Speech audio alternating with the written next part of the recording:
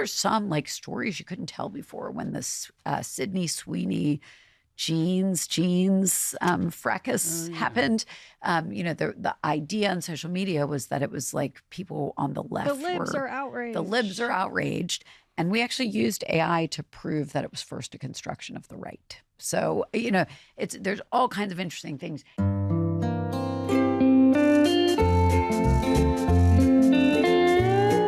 Hello and welcome to another episode of the Odd Lots podcast. I'm Joe Weisenthal. And I'm Tracy Alloway. Tracy, I think I've mentioned this story once or twice on the podcast. I repeat things as I get older. You repeat the lore. Repeat the lore. There are new listeners who haven't heard it before. In 2009, when I was in a Business Insider, my first sort of real journalism job, I got a call from someone. I don't remember who it was, but someone asked me, they're like, oh, would you be interested in coming in for an interview at DealBook, which is, part of the New York Times. Mm-hmm.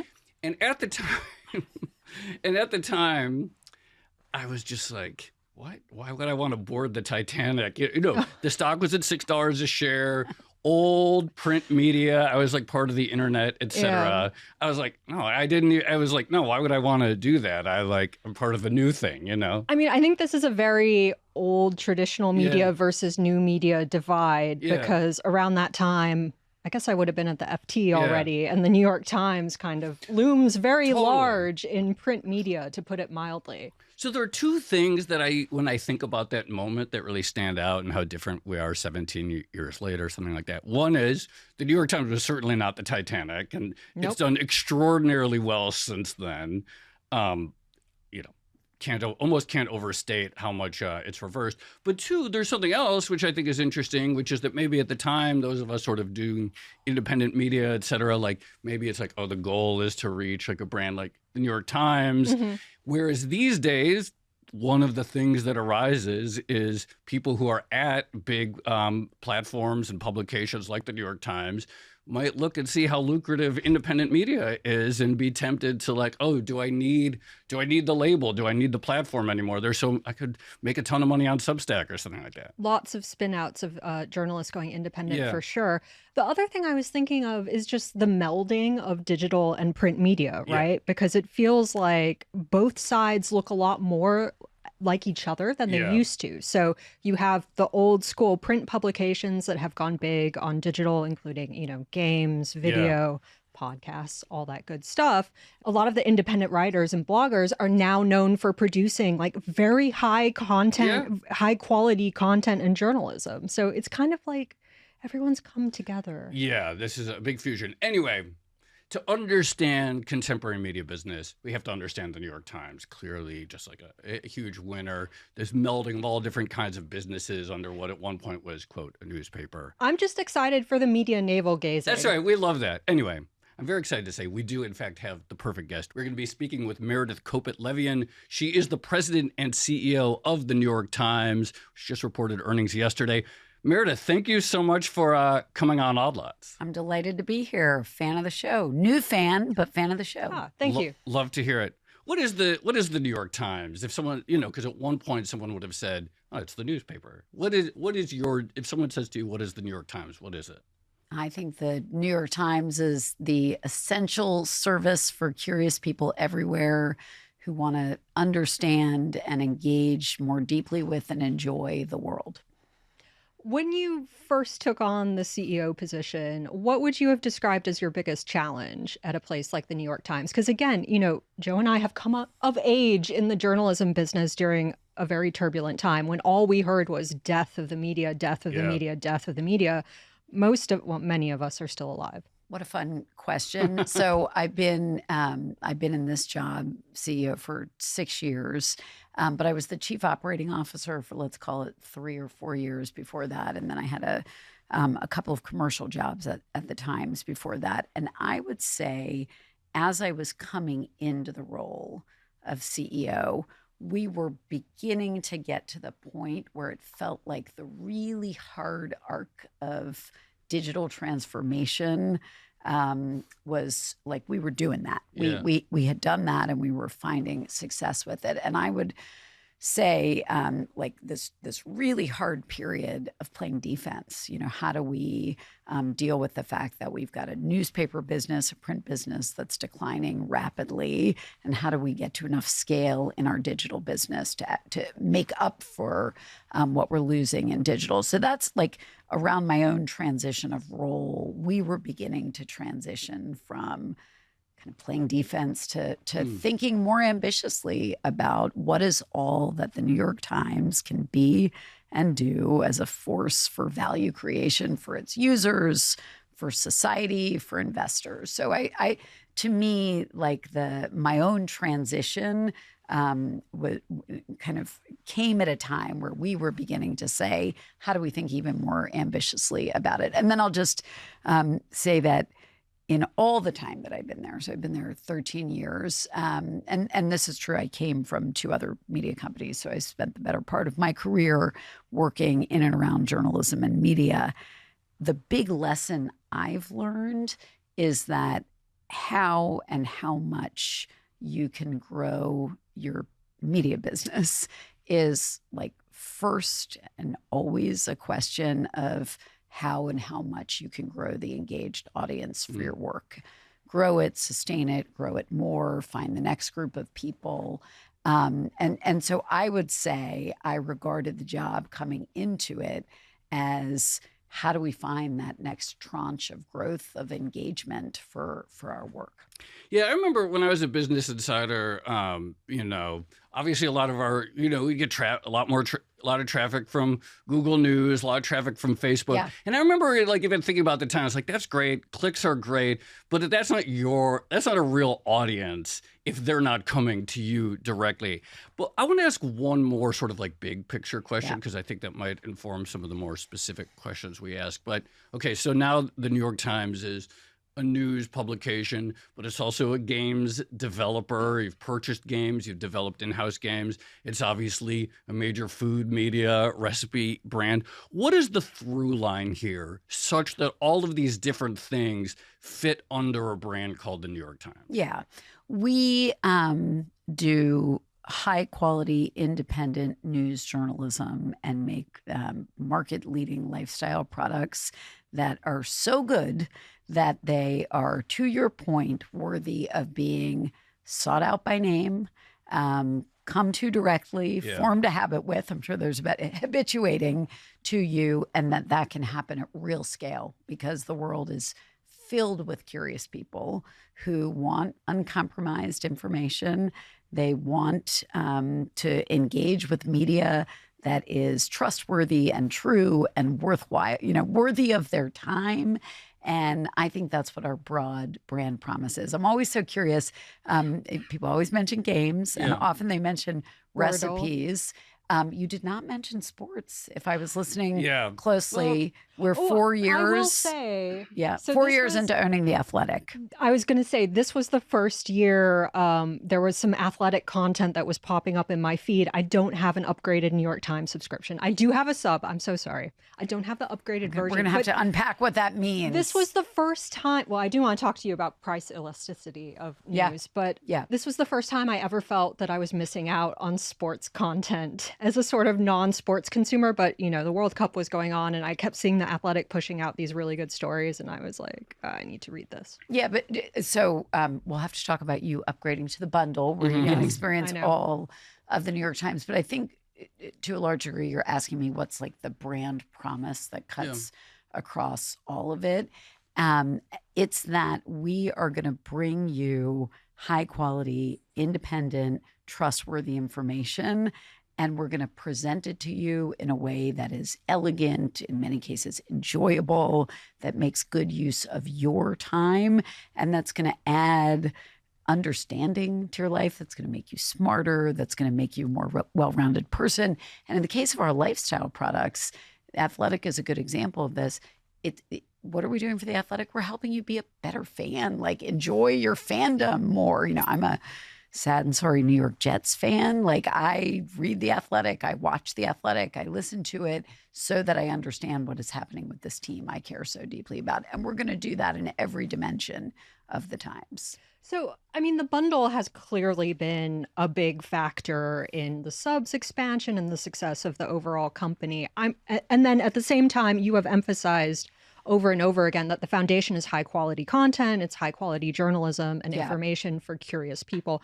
I'm really curious, as the CEO of the company, how do you evaluate between making, for instance, a star journalist hire, investing in the journalism, versus buying a new game that everyone is going to be addicted to, or starting some new vertical that has the potential to be very interesting? Yeah, so many good questions in there. Let me start by saying the sort of core of the brand promise. The most important thing for us to get right is we're going to help you understand the world. And we're going to do that in a way that is in service to nobody's interest but the public. And one of the most important reasons, the most important reason the New York Times has had all the success, whatever success it's had over the last number of years, is because the first dollar in the place goes to the high quality independent news journalism, period, hard stop.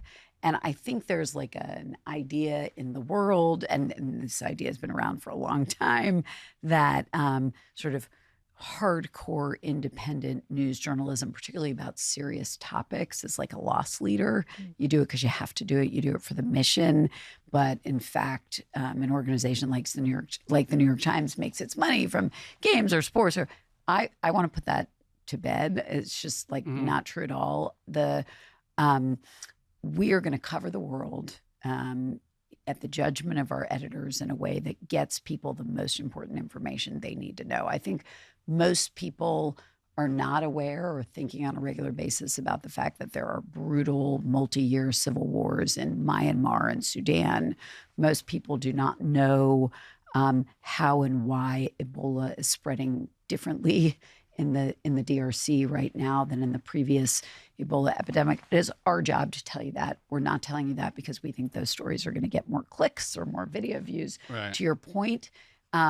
And we're going to cover it whether we think it's going to get all the attention it needs or not. But the promise, the broad promise, when someone buys a subscription to the New York Times, is we're going to do that. We're not just going to give you what you think you already want. We're also going to direct your attention to things that matter that you may not know you're interested in yet. So I want to say, where do we invest? How do we allocate our capital? How do we think about resource at the company?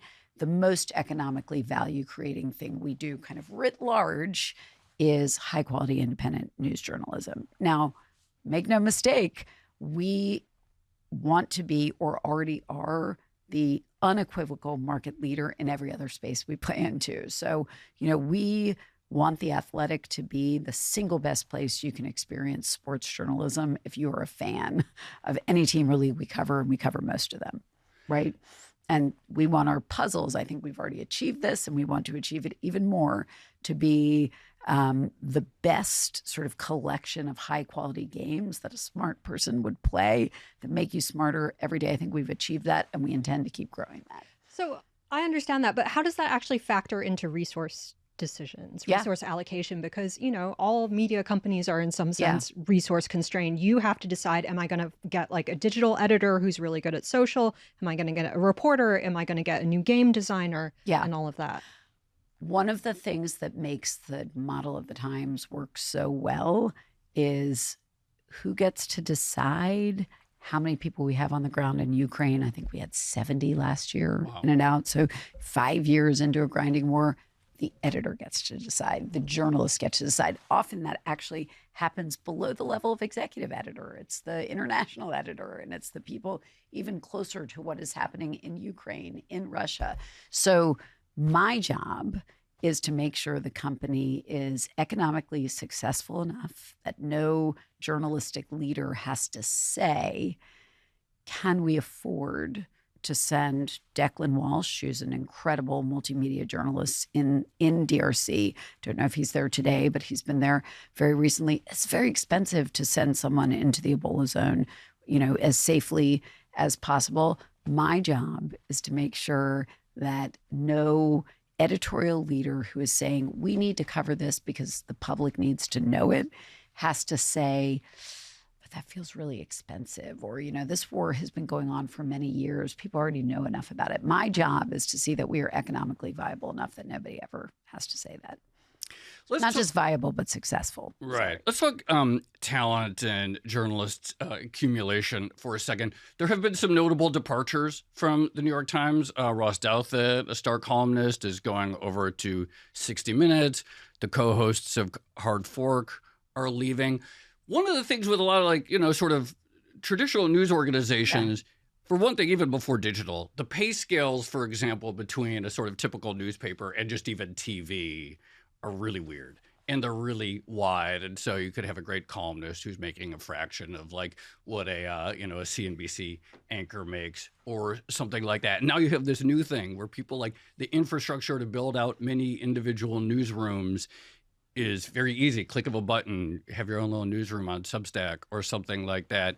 How do you think about essentially making the case to existing capital T talent, I hate that word, but it's the word people in media use, to either stay at the New York Times or to come to the New York Times in the first place? Yeah. Let me start by saying, first of all, Ross Douthat is awesome. I loved his show. He's been a columnist at Times for a long time. Loved his show. I think I've listened to most of the episodes. Kevin Roos, tech reporter, awesome. I wish those guys well. I think they'll be successful, and I look forward to seeing it. We have the largest collection of journalists we've ever had in our history by miles and miles and miles. And even if you don't count The Athletic and our Wirecutter newsroom, largest collection we've had in our history. There are 1,000 more journalists in the New York Times newsroom today than when I got there 13 years ago, and the most talented. And there are a lot of stars. We love having stars. We want to make stars. We want to nurture stars, and we want them to do their best work. I think the Times has a model. It's maybe different from others' model that goes something like this. The best journalists in their career at the top of their game, coming to do the best work of their careers, supported by the best editors, the best partners. If you ask Jonathan Swan, who just co-wrote a big book with Maggie Haberman about the first year of the second Trump administration. If you ask him why he came, he said he will tell you he came to the Times because he wanted to work with the other best journalist there was covering the White House. If you ask Ezra Klein what makes his work so good at the Times, he will give a lot of credit, in part to Aaron Redica, his editor. So, and an incredible support system around them. Lawyers, security people, people who will help stand up for your work when you're covering difficult topics and others don't want that information to get out. And the best graphics people, the best photographers, people who will help you make the work that you make the best it can possibly be. And then what's the other differentiator at the Times?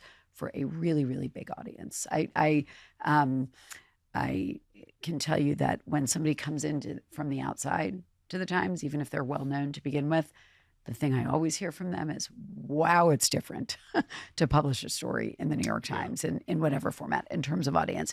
I think our proposition is about people who, really talented people who are obsessed with both the name on the front of the jersey and the one on the back of the jersey and understand the benefit of both.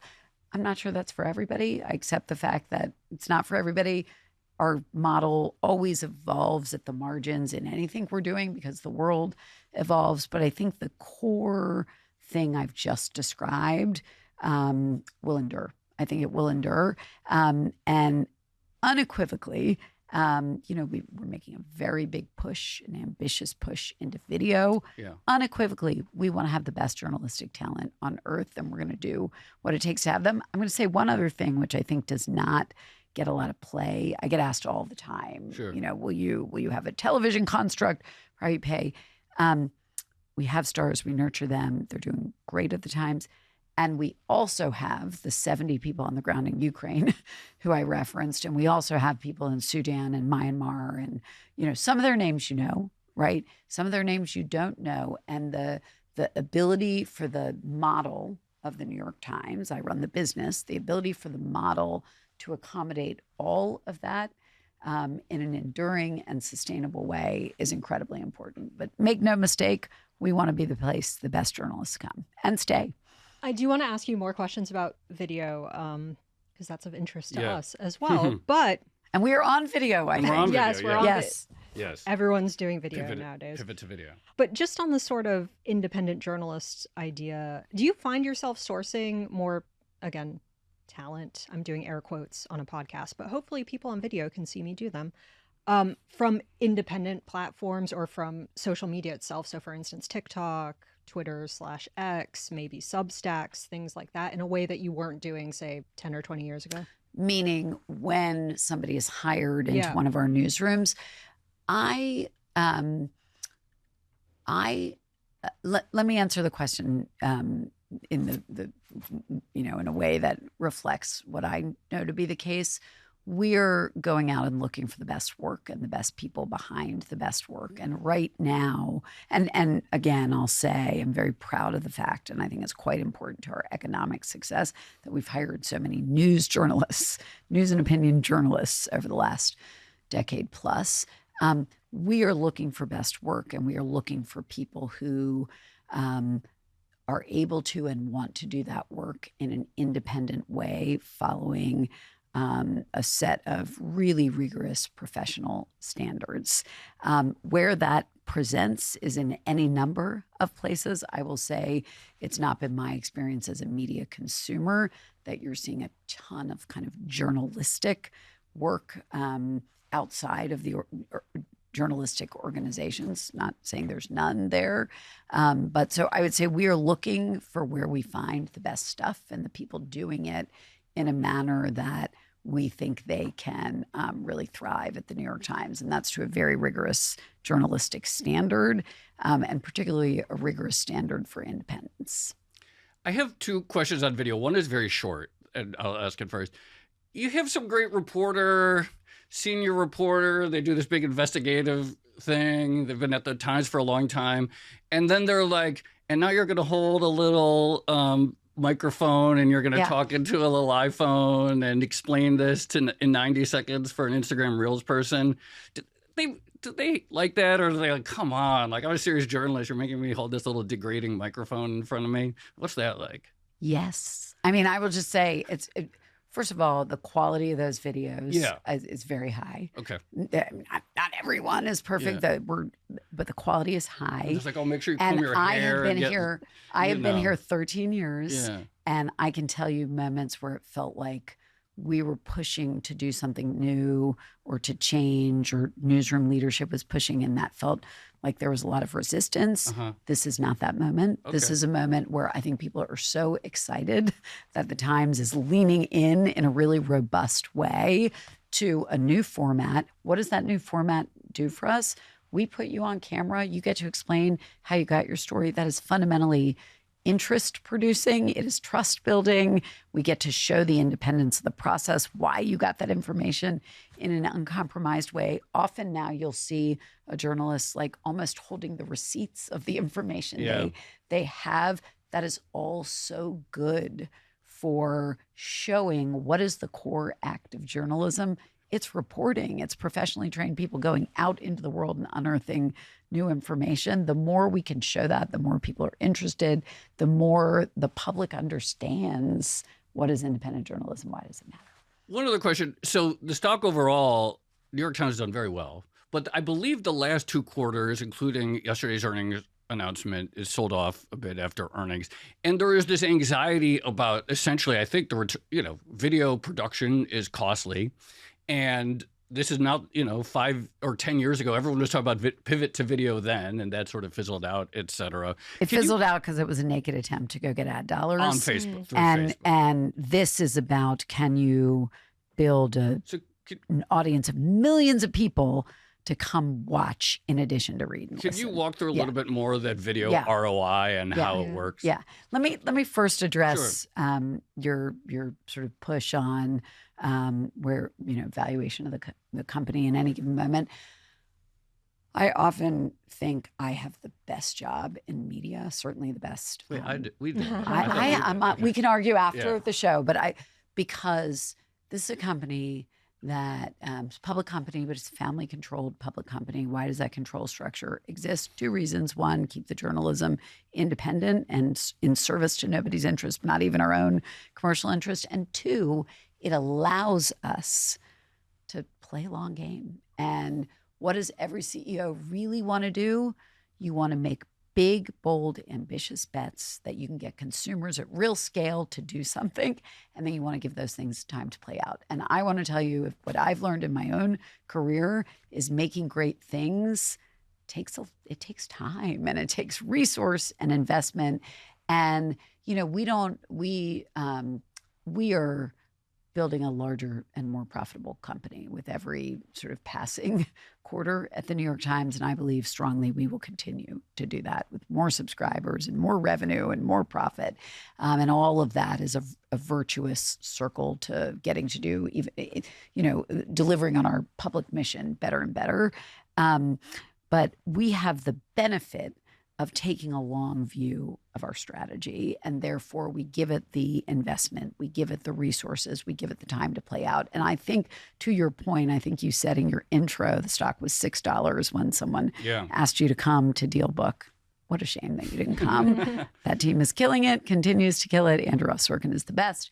But, all the value creation we've done is from making a handful of really considered, really ambitious bets about how to have the widest possible engaged audience for all of our work.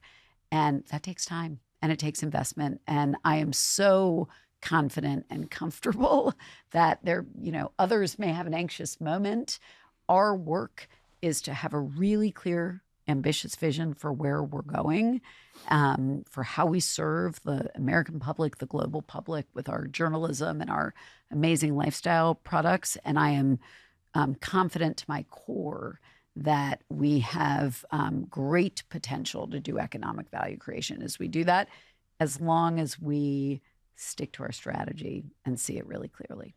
But I think, to Joe's point, like, the original pivot to video seemed to be very much... Which we didn't really make, by the way. But in general, it seemed to be very much advertiser driven. It was a cynical play to get ad dollars. Advertisers in will the pay in the more moment money. when the video ad market was exploding. And now everyone talks about it as more consumer engagement, reader or watcher engagement, and all of that. And I personally do not understand it. Yeah. Okay. So I watch videos on YouTube. I do it mostly because the platform is convenient, but I'm not actually watching them for the most part. Most podcasts, I still listen audio only. Yeah. I do not watch any podcasts.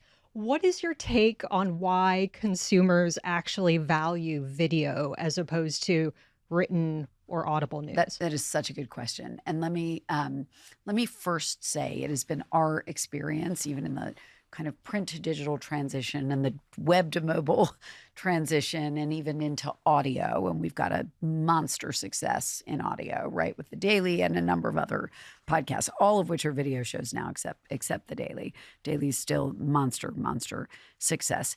It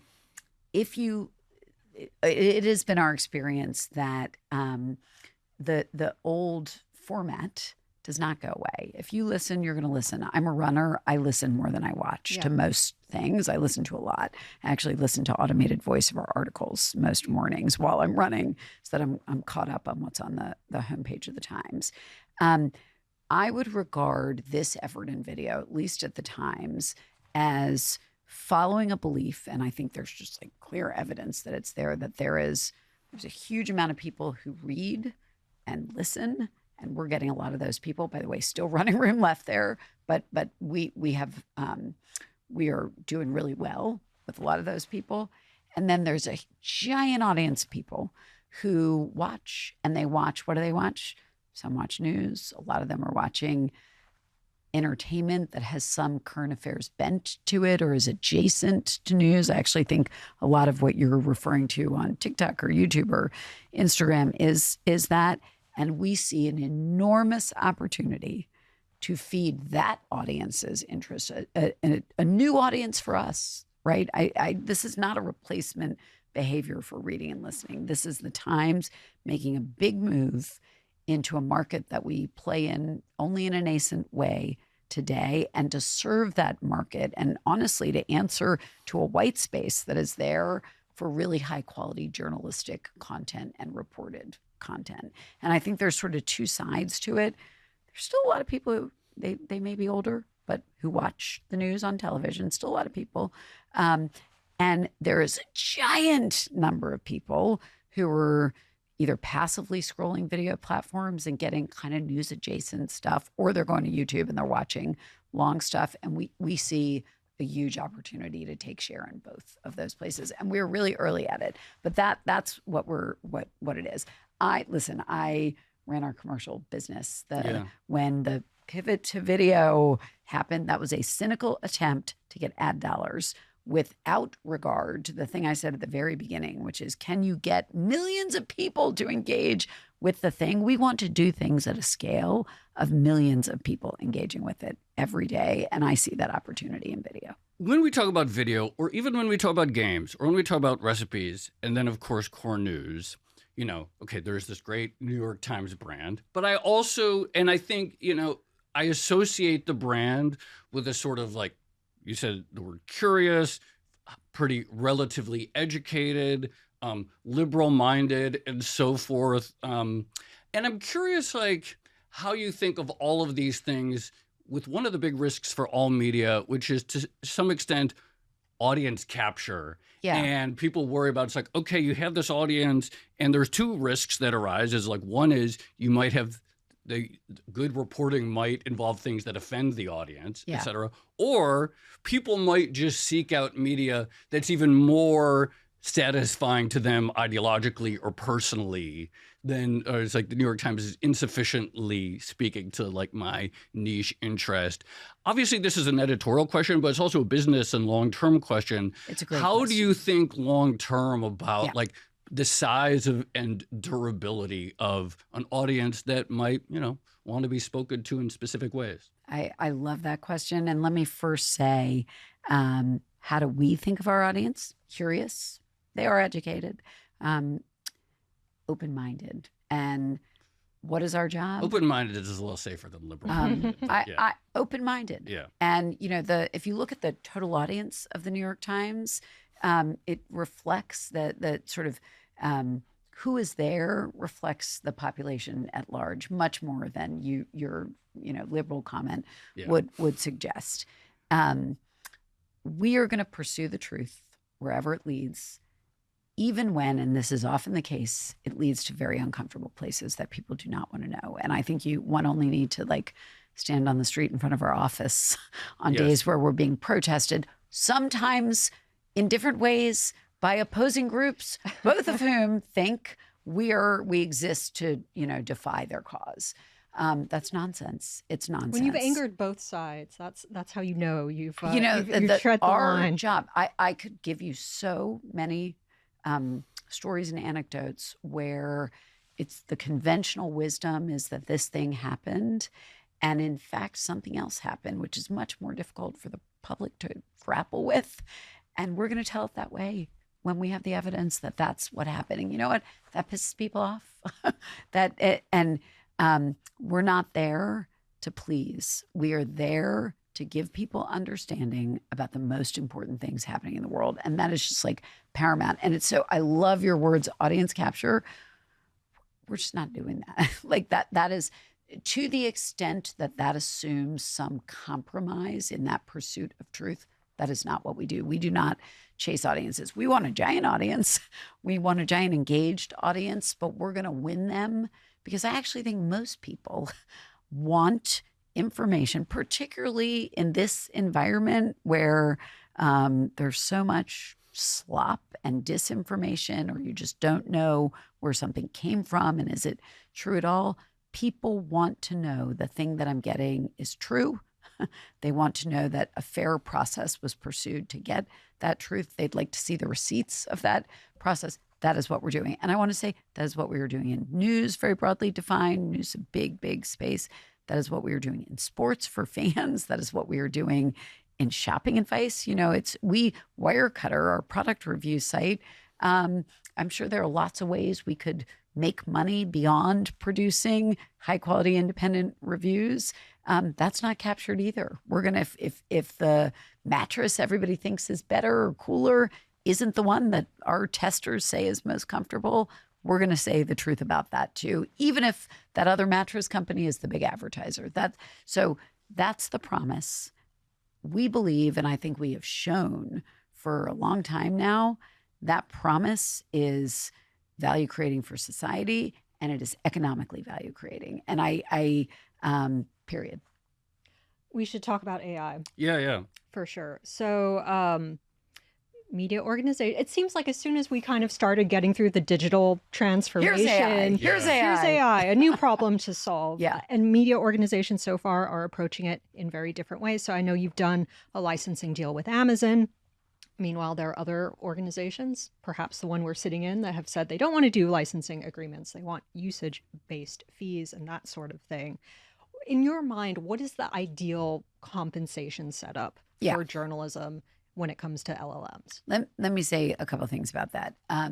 First, we spent close to $2 billion last year producing 500,000 works of content, stories, photos, videos, expressive, creative work that required enormous resource to go make and human beings to go make. And we've been doing some version of that for 175 years. So we have a giant corpus of stuff. We know that stuff is incredibly valuable to society, to anyone who might use it, including the LLMs.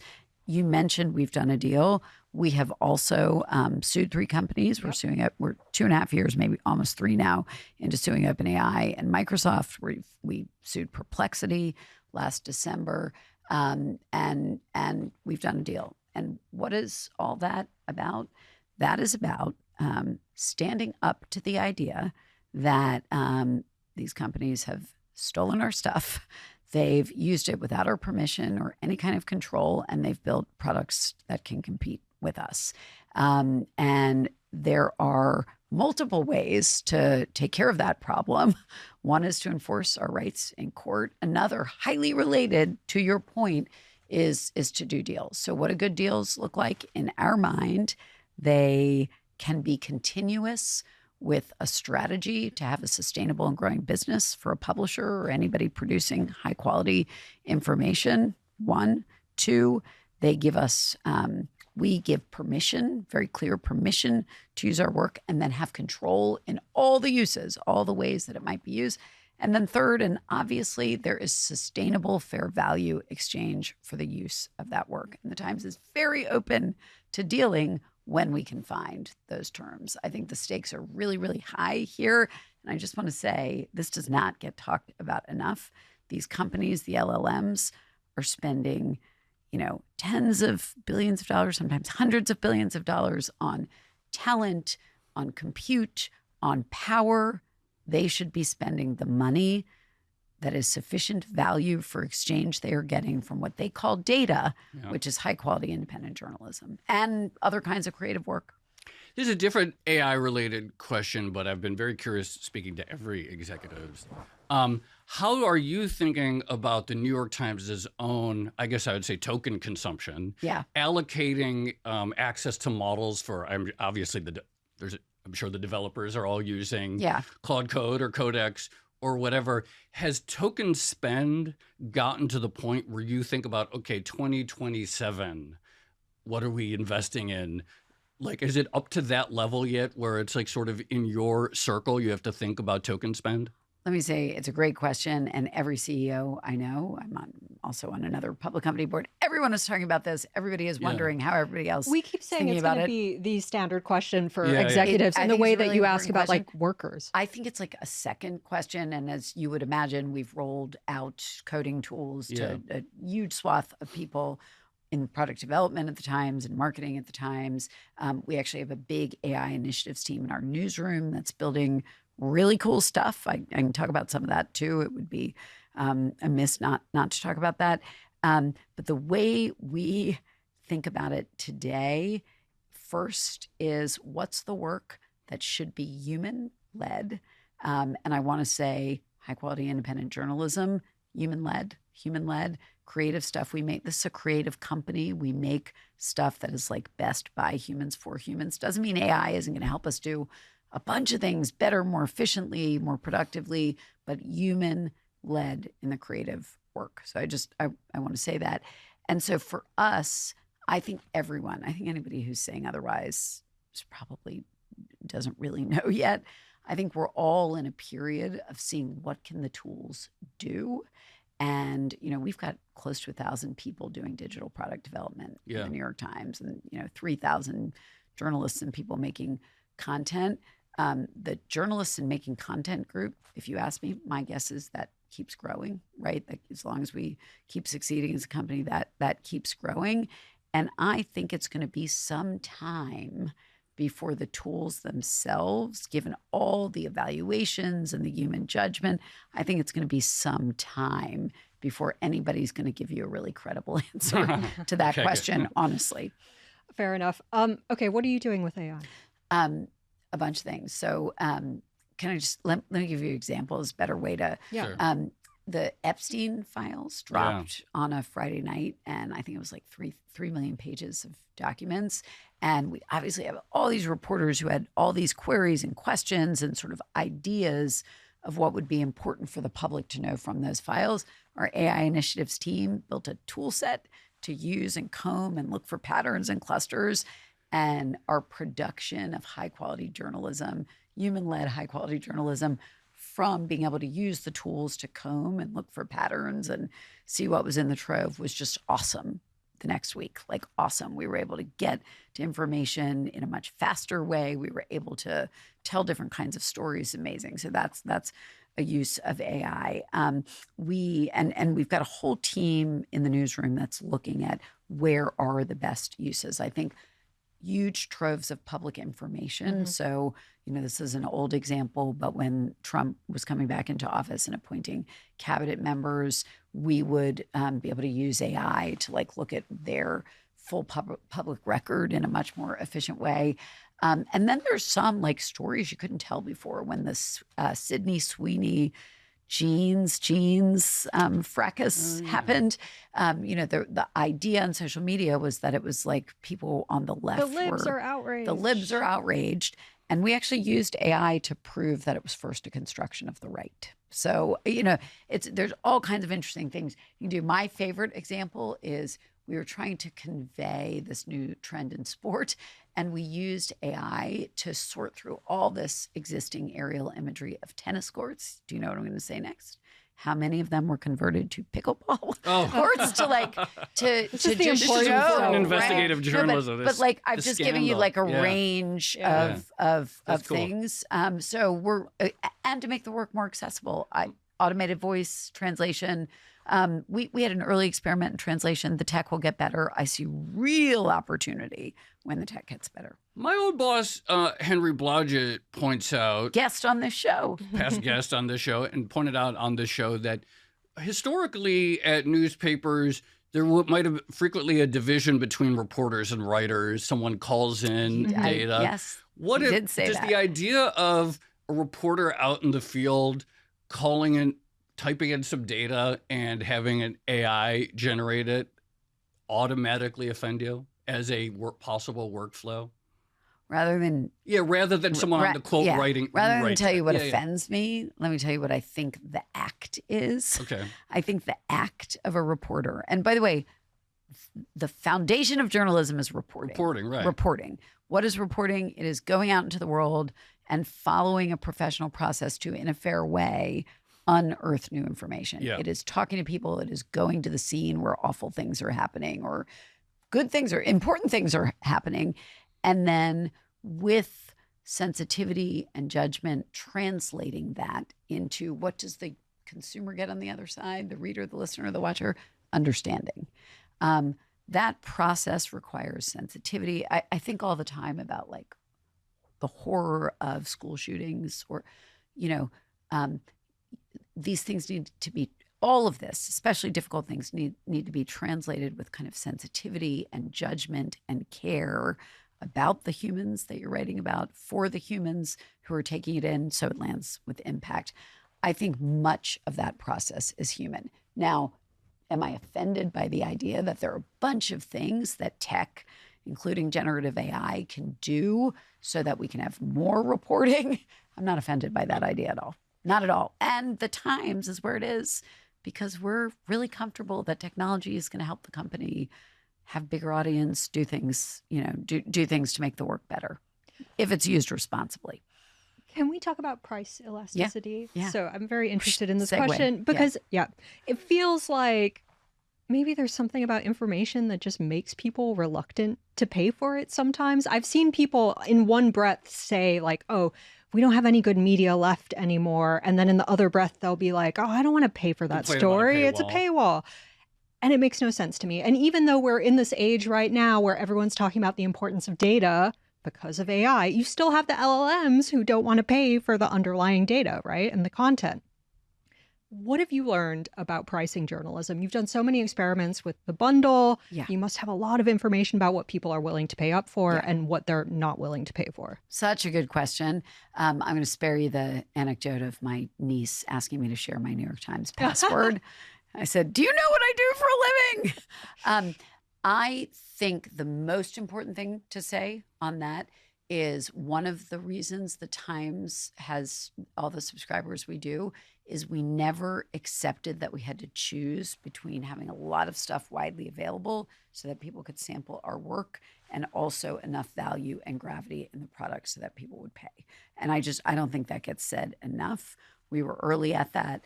There is so much New York Times today, yesterday, tomorrow that you can take in if you do not pay us. So much good work and real gravity in the paid experience. And we've been very careful for, I've been working on this more than a decade to always be kind of calibrating between those two things and never letting the balance tip so much that you are not planting the seeds for the next million subscribers and the million after that and the million after that.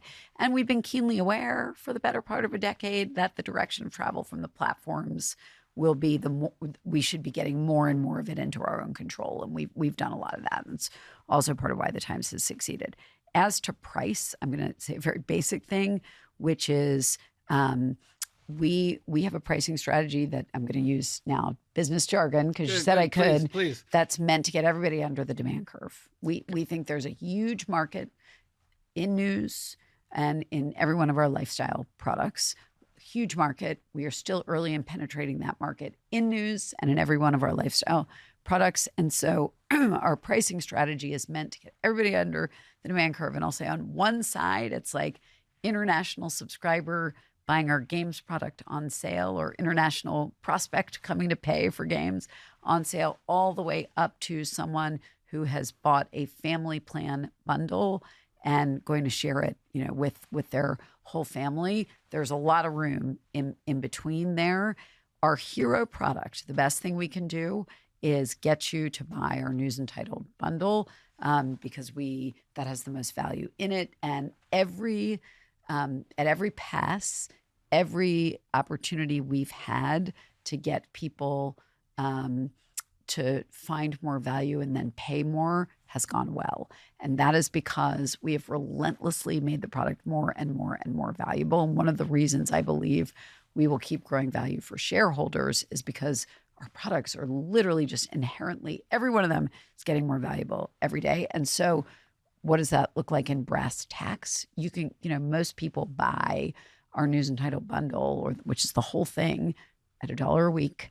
And then over time, they engage. And then over time, they reach a pricing step-up point and they come to a much higher price because they have experienced so much value and they're able to do it. And that has all gone really, really well. I have one last question, actually. And I asked earlier about audience capture. This is sort of maybe a business management question. Yeah. Another thing that happens in newsrooms is newsroom capture. And by that, I mean, for example, I remember several years ago, there were various reports that, for example, lose any given talent, as you mentioned, not the end of the world, but like someone might feel bullied. Barry Weiss left the New York Times. There are all these reports of angry Slack messages about things that she was writing or editing.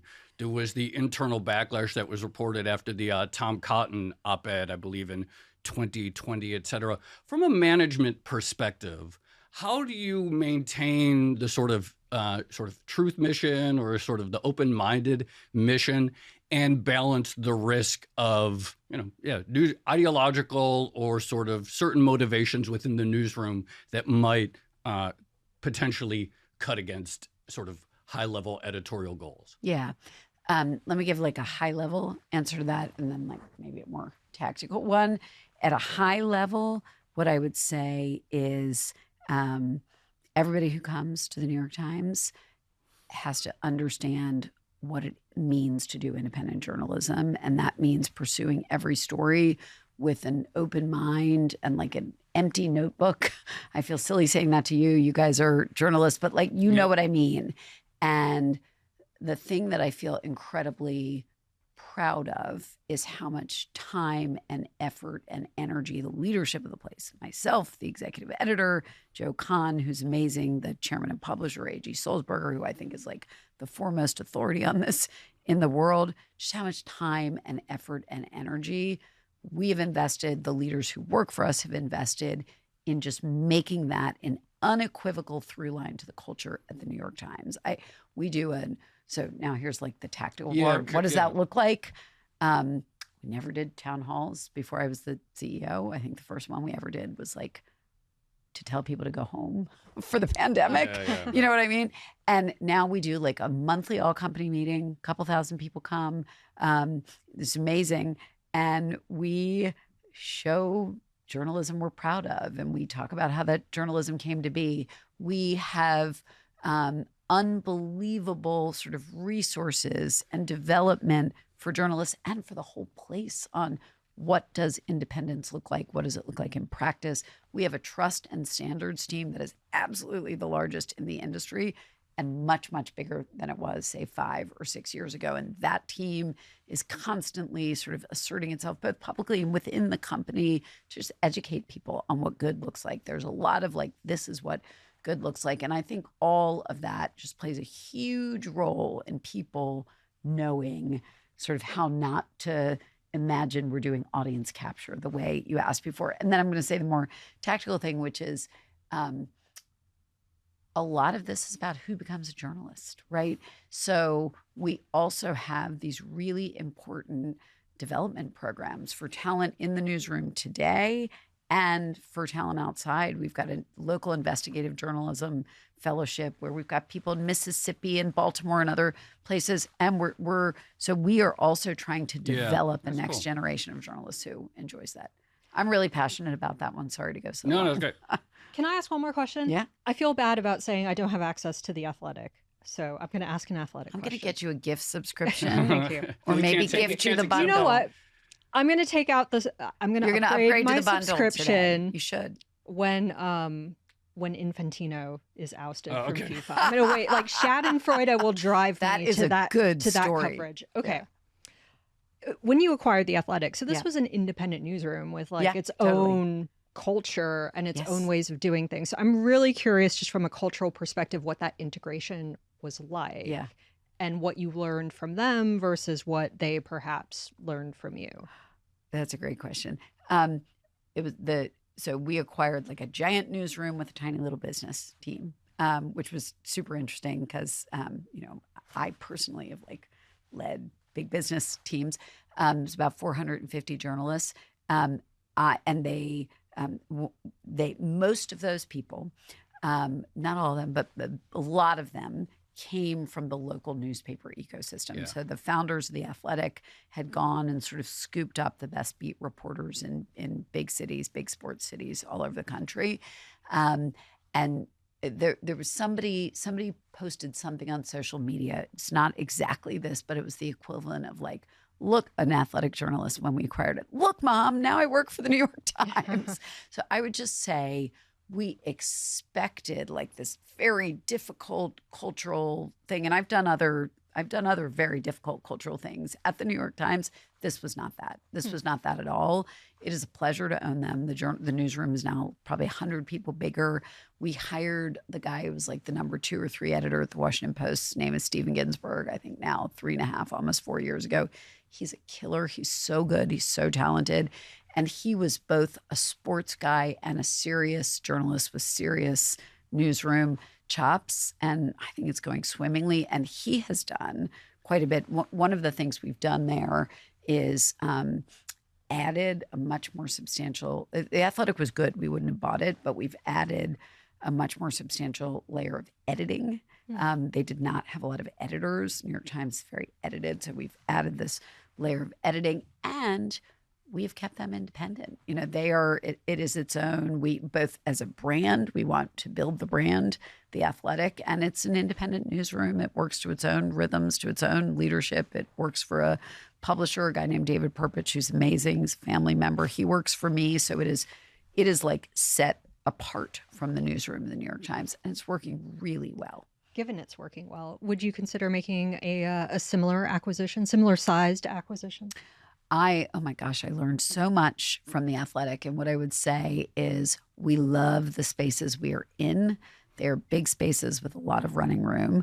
I don't rule out that there's another space or that there's something we can add in a space that we're in.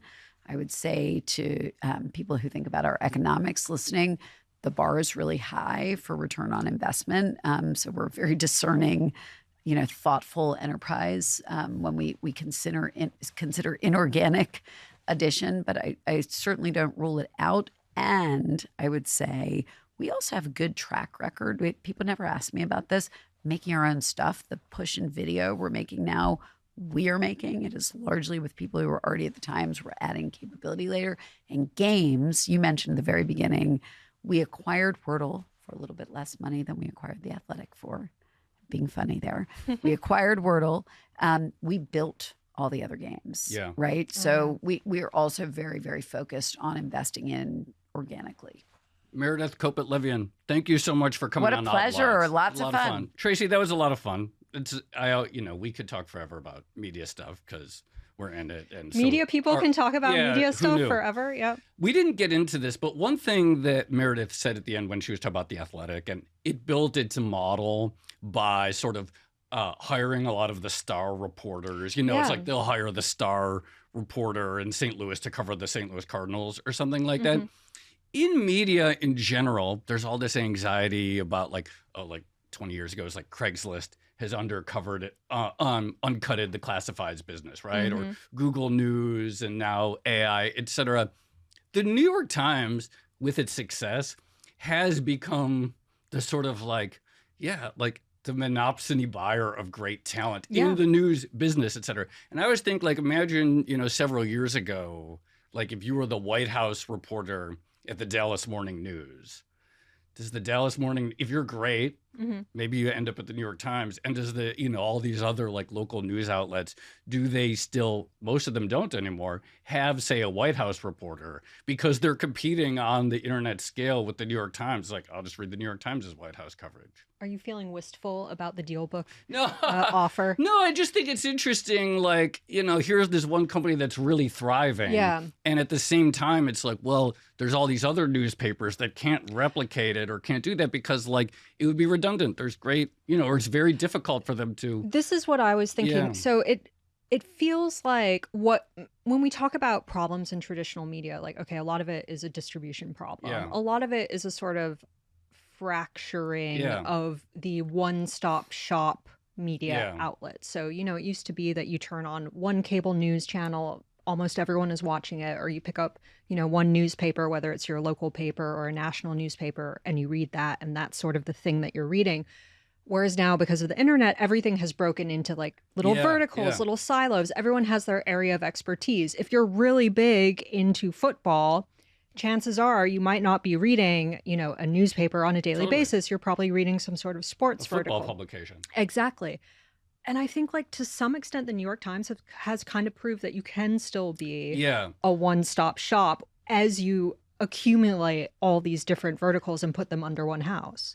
I guess what I would say is the New York Times has proven that the New York Times can The be New York the Times one-stop can do shop. it, yeah. The question the bigger question for media is like, are there any lessons from the New York Times that actually could apply to any other publication? And I think that is either no or very wide open, to say the least. Yeah. But, you know, it may be that there's only room for like one-stop shop of content. Because like the one-stop shop, it's like, that's, you know, it's not weird at all for newspapers to have games. They had games forever, right? They had crossword puzzle. You know, I'm sure there was the Kansas City Star had a crossword puzzle. Maybe it still does. But, you know, they all had crossword puzzles. So it's like the idea of recipes and games and news all going together is in some sense the most normal thing in the world. The question is like, okay, how durable, can there only be room for one, maybe in the English speaking world? And then how durable and big is that audience? Again, of Meredith used the educated, curious, open-minded cohort. Yeah. How durable, how many of them are there versus eventually do they slowly splinter and seek out news that just more ideologically satisfying to all of them? Ideologically satisfying or just satisfying to their own particular niche interests. Absolutely. All right. We could go on. But people listen to the episode. So all right. Shall we leave it there? Let's leave it there. This has been another episode of the Odd Thoughts Podcast. I'm Tracy Alloway. You can follow me at Tracy Alloway. And I'm Joe Weisenthal. You can follow me at The Stalwart. Follow our producers, Carmen Rodriguez at Carmen Armin, Dashiell Bennett at Dashbot, Kel Brooks at Kel Brooks, and Kevin Lozano at Kevin Lloyd Lozano. And for more Odd Lots content, you should check out our daily newsletter. You can find that at bloomberg.com/odd lots. And you can chat about all of these topics 24/7 in our Discord, discord.gg/oddlots. And if you enjoyed this conversation, then please leave a comment or like the video, or better yet, subscribe. Thanks for watching.